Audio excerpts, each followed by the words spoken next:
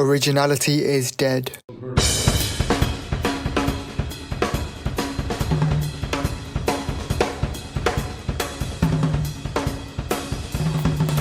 let me explain.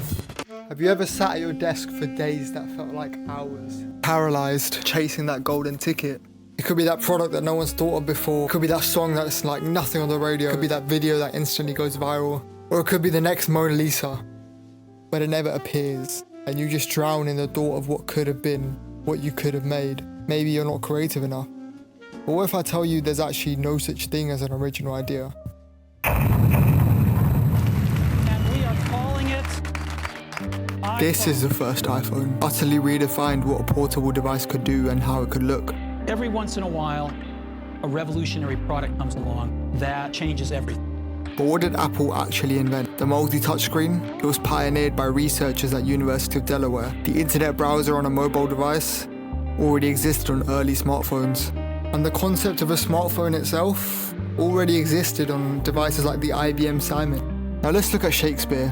He changed the entire English language single-handedly. But was it actually his work? Romeo and Juliet, the star-crossed lovers, was actually based on a poem written 30 years before by a man named Arthur Brooke, which in turn was based on older Italian stories. Othello was based on a story called Un Capitano Moro, and Julius Caesar, Antony and Cleopatra, Coriolanus were all based on a series of biographies called Plutarch's Lives. I'm not here discrediting Steve Jobs or William Shakespeare, they're both incredible artists.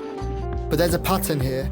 They chose to take existing patterns, products and ideas and transform them to change the world way more than the things that they copied from. Their work wasn't completely original, but that didn't matter, because the myth is that originality is what's key.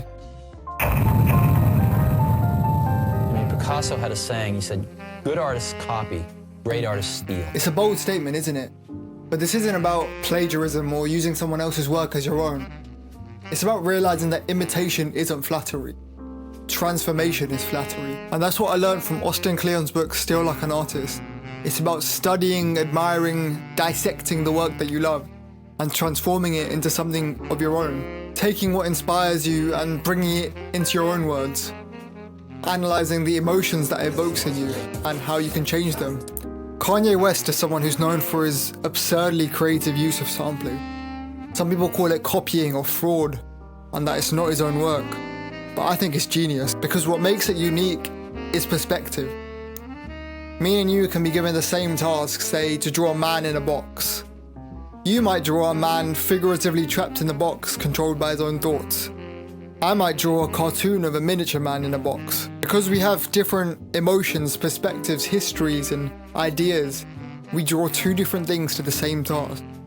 That was a bit of a tangent, but my point is ideas are almost never formed in a vacuum. They're formed using perspectives and emotions and realities, but they're never original. They're made from smashing together what you love and are inspired by into something of your own.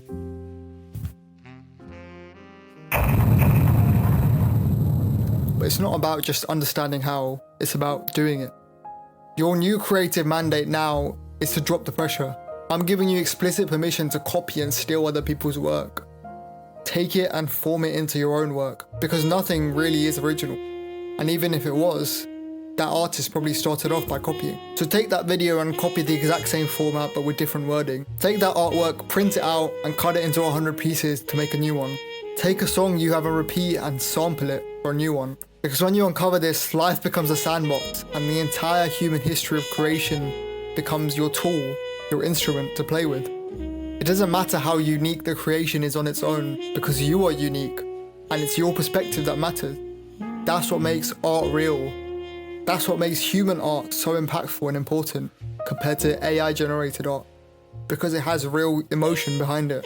It's not what you invent from scratch, it's a signature you leave on everything you see. My name is Arif, and I hope you make something today.